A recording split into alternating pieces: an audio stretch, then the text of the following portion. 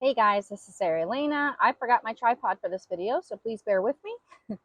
Today I'm going to be telling you some banking hacks here in Costa Rica because banking is definitely one of my least favorite things to do in the country.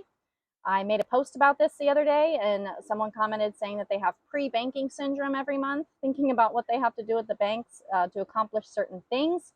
So I hope that what I'm going to say is hopefully going to make things a little bit easier for you.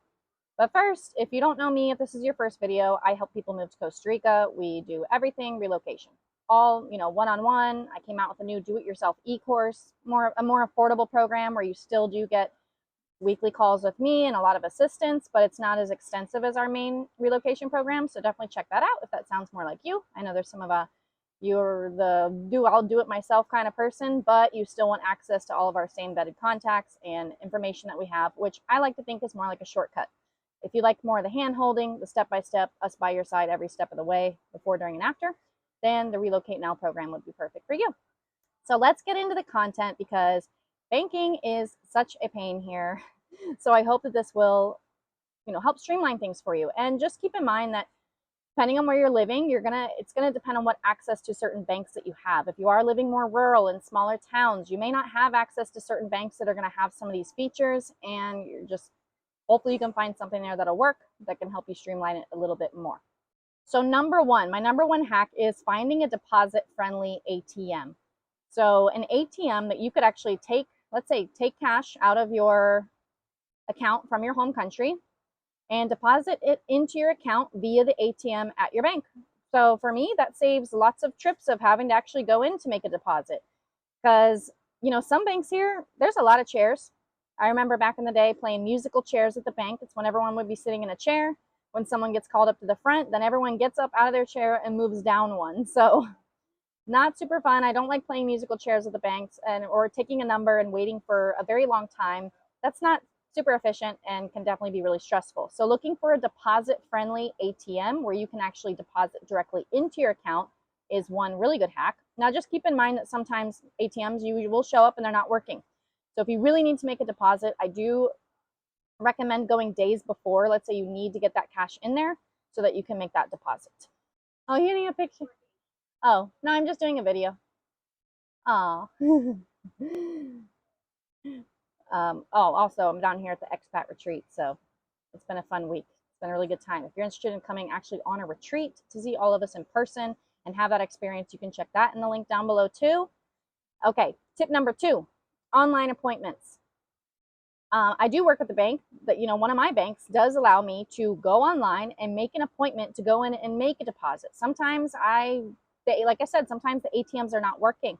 Sometimes I need to go in and actually make a deposit, or it's enough cash that it really does require a visit into the bank.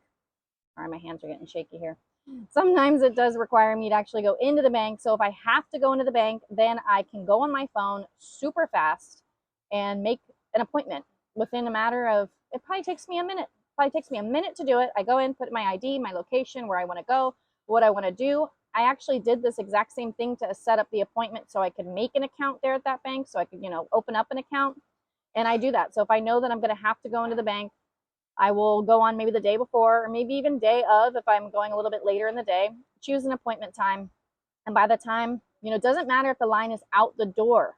The other day, the line was out the door. My appointment was at 9. That's what time the bank opens up.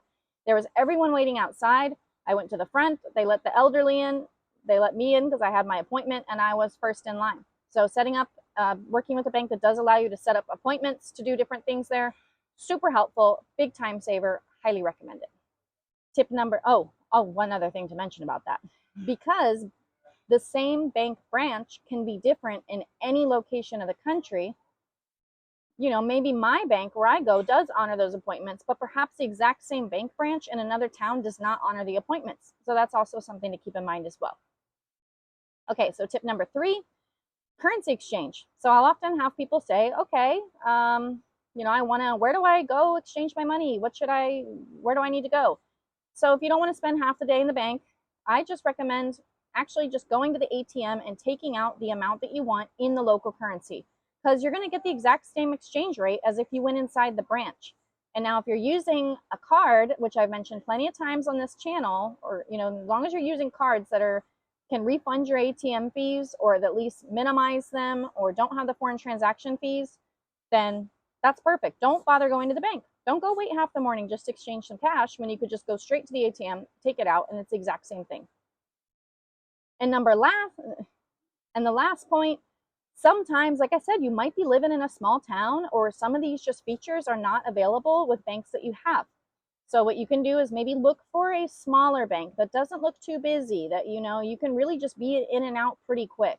There are small, like I said, non-national banks that if you're just going in, like I said, make a deposit, you want to be in and out, you might want to look at a smaller bank that you don't see lines out the door. Again, this is also if you're able to open up an account.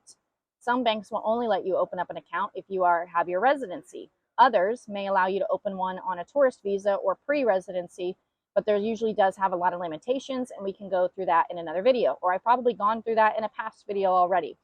But I guess my last solid advice would be, opening up an account maybe with a bank that's a little bit smaller, that doesn't seem to have too much foot traffic, if it's just to do some, simple transactions like making deposits and things like that.